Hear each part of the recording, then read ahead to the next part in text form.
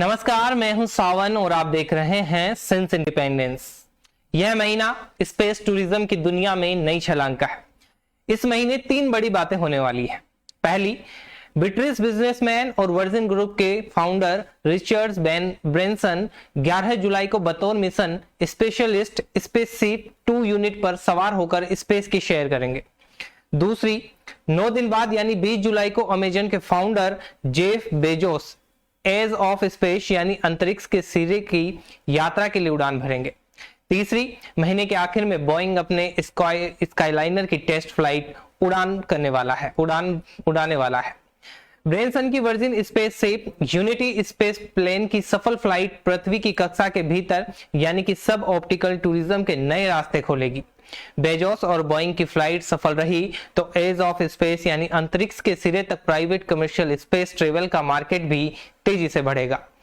अब तक बिना क्रू के मिशन सफल रहे हैं। ब्रेनसन की वर्जिन गैलेक्टिक, बेजोस की ब्लू ओरिजिन के साथ एलन मस्क की स्पेस एक्स और बोइंग भी स्पेस टूरिज्म के क्षेत्र में कदम बढ़ाने वाला है। ब्रेनसन के मिशन में भारत की बेटी सिरिसा भी उड़ान भरने वाली है। इस मिशन के बाद सिरिसा भारत में जन्मी और अंतरिक्ष में जाने वाली कल्पना चावला के बाद दूसरी महिला बन जाएगी। ब्रेनसन और बेजोस की कंपनियों को क्रू के साथ मिशन की अनुमति मिल चुकी है। इसी वजह से ब्रेनसन 11 जुलाई को और जेफ बेजोस 20 जुलाई को अपनी कंपनियों के पहले मैन्ड मिशन में साथ जाकर इतिहास रचने वाले हैं। ब्रेनसन की कंपनी की तैयारियां 2022 से हर हफ्ते लोगों को स्पेस तक ले जाने की है। इसके लिए वह $2.5 लाख यानी करीब 1.90 करोड़ रुपए वसूलने की तैयारी में है। इसी आधार पर रॉयटर्स की एक रिपोर्ट के मुताबिक 2030 तक स्पेस टूरिज्म मार्केट $3 बिलियन यानी करीब 26,000 करोड़ रुपए का होने जा रहा है। आइए समझते हैं यह एज ऑफ स्पेस की फ्लाइट्स आखिर है क्या, साथ ही ब्रेनसन और बेजोस का स्पेस ट्रेवल कैसा होने वाला है। पर सबसे पहला सवाल है कि आखिर स्पेस शुरू कहां से होता है। आपको लग रहा होगा कि जहां वायुमंडल खत्म है वहीं से स्पेस शुरू हो जाता है, पर ऐसा है नहीं। वायुमंडल तो धरती से करीब 10,000 किलोमीटर ऊपर तक है, लेकिन यह भी अंतिम सच नहीं है।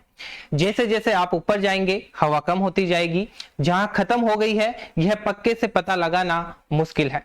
और तो और स्पेस शुरू होने को लेकर अलग अलग एजेंसियों की अपनी अपनी परिभाषाएं हैं।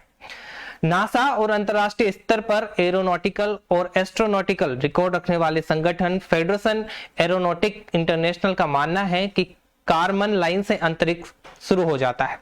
तो फिर कार्मन लाइन क्या है? यह एक काल्पनिक लाइन है जो समुद्र की सतह से 100 किलोमीटर ऊपर है। इसके ऊपर जाने वाले को एस्ट्रोनॉट माना जाता है।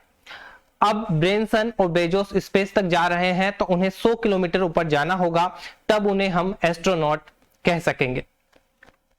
11 जुलाई रविवार भारतीय समय अनुसार शाम 6 बजे स्पेसपोर्ट अमेरिका न्यू मैक्सिको से रिचर्ड ब्रेनसन एयरप्लेन से ऊपर जाएंगे और फिर उसके रॉकेट अलग होंगे। इस फ्लाइट की अवधि करीब 2.5 घंटे रहेगी और यह प्लेन 90 से 100 किलोमीटर ऊपर जाएगा। इसका लाइव प्रसारण वर्जिन गैलेक्टिक.com, ट्विटर, फेसबुक और यूट्यूब पर होगा। वर्जिन गैलेक्टिक रिचर्ड ब्रेनसन की अपनी कंपनी है। इसने अब तक 3 बार एज ऑफ स्पेस तक की यात्रा की है, पर यह अब तक की टेस्ट फ्लाइट ही थी।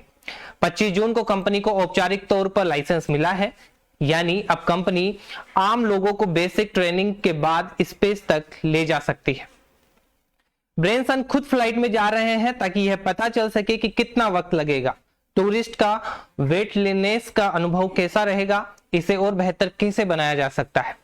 इस वजह से उन्हें मिशन स्पेशलिस्ट यानी चालक दल का सदस्य कहा जा रहा है। कंपनी की प्लानिंग 2022 से हर हफ्ते टूरिस्ट को स्पेस तक ले जाने की है। ब्रेनसन की उड़ान को इसका ट्रायल भी कहा जा सकता है। मजेदार बात यह है कि ब्रेनसन को कोई प्लान था ही नहीं, हर तरफ बेजोस के स्पेस ट्रेवल की ही बात हो रही थी। पर जब वर्जिन गैलेक्टिक को 25 जून को लाइसेंस मिल गया तो कंपनी ने 11 जुलाई के अपने मिशन की घोषणा कर दी। साफ है कि ब्रेनसन स्पेस टूरिज्म की इस होड़ में बेजोस को पछाड़ना चाहते हैं। अब आपको बताते हैं कि ये उड़ेगा कैसे। VSS यूनिट की यह 22वीं फ्लाइट है, पर वह किसी रॉकेट का हिस्सा नहीं है, बल्कि कंपनी के प्लेन VMS EU पर सवार होकर स्पेसपोर्ट अमेरिका से उड़ान भरेगा। करीब 15 किलोमीटर ऊपर जाने के बाद यूनिटी स्पेसक्राफ्ट अलग होगा और उसका रॉकेट इंजन मैक 3 की रफ्तार पकड़ेगा। इसके बाद वीएसएस यूनिट अपने रॉकेट से करीब 90 से 100 किलोमीटर की ऊंचाई तक जाएगा। उस समय ब्रेनसन समेत अन्य यात्रियों को करीब 4 मिनट तक वेटलेनेस महसूस होगी। यहां से पृथ्वी गोल नजर आएगी, यानी उसका कर्वेचर दिखाई देगा। इसके बाद यह पृथ्वी पर लौटेगा और स्पेसपोर्ट के रनवे पर उतरेगा। ब्रेनसन के साथ वर्जिन गैलेक्टिक के chief astronaut instructor Beth Moses, company के lead cooperation engineer Colin Bennett और सरकारी मामलों और रिसर्च की वाइस प्रेसिडेंट सिरिसा बांडला भी रहेगी। सिरिसा आंध्र प्रदेश के गुंटूर में पैदा हुई है और ह्यूस्टन अमेरिका में पली बढ़ी एक भारतीय मूल की महिला है। सिरिसा इस फ्लाइट के बाद कल्पना चावला के बाद भारत में जन्मी दूसरी महिला एस्ट्रोनॉट बन जाएगी। अब बात करते हैं अमेजन के फाउंडर जेफ बेजोस की। जेफ बेजोस मंगलवार 20 जुलाई वेस्ट टेक्सास अमेरिका से उड़ान भरेंगे। हालांकि अभी समय तय नहीं है कि वे कितने बजे फ्लाइट से उड़ान भरेंगे। फ्लाइट की अवधि 11 मिनट की होगी और यह 100 किलोमीटर की ऊंचाई तक जाएगी। इसका लाइव प्रसारण blueorigin.com और YouTube चैनल पर किया जाएगा। जहां तक अमेजन फाउंडर जेफ बेजोस के स्पेस ट्रेवल का सवाल है, इस पर भी खूब बातें हो रही हैं। उनकी कंपनी ब्लू ओरिजिन की यह पहली मानव रहित या क्रू फ्लाइट होगी, मानव सहित या क्रू फ्लाइट होगी। खास बात यह है कि 20 जुलाई का दिन तय करने की खास वजह है। अमेरिका के अपोलो 11 मून लैंडिंग मिशन की 12वीं वर्षगांठ इसी दिन पड़ रही है। इस दिन 52 साल पहले नील आर्मस्ट्रांग चांद पर कदम रखने वाले दुनिया के पहले व्यक्ति बने थे। अब आपको बताते हैं कि जेफ बेजोस की फ्लाइट किस तरह उड़ान भरेगी। बेजोस की फ्लाइट ब्रेनसन से बहुत ही अलग रहने वाली है। ब्रेनसन पहले कैरियर विमान में और फिर स्पेस क्राफ्ट में जाएंगे, पर बेजोस एक कैप्सूल में बैठेंगे। उनकी कंपनी के रीयूजेबल न्यू शेपर्ड रॉकेट के पेलोड के तौर पर उड़ान भरेंगे। रॉकेट का नाम न्यू शेपर्ड रखने की भी अपनी अलग कहानी है। 5 मई 1961 को फ्रीडम 7 स्पेसक्राफ्ट के साथ स्पेस मिशन पर जाने वाले पहले अमेरिकी एलन शेपर्ड के नाम पर रॉकेट का नाम रखा गया है। बेजोस का कैप्सूल रॉकेट से अलग होगा।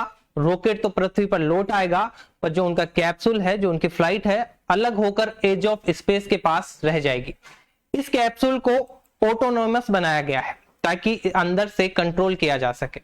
फिर 3 मिनट की वेटलेस महसूस कर यह कैप्सूल पैराशूट की मदद से जमीन पर उतरेगा।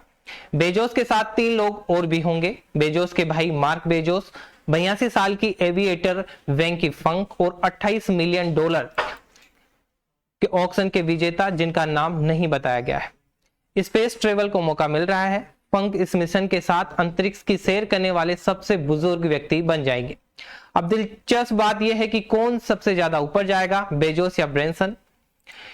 वीएसएस यूनिटी में बैठे ब्रेनसन 90 किलोमीटर की ऊंचाई तक जाएंगे, वहीं बेजोस 100 किलोमीटर तक। दरअसल ब्लू ओरिजिन के सीईओ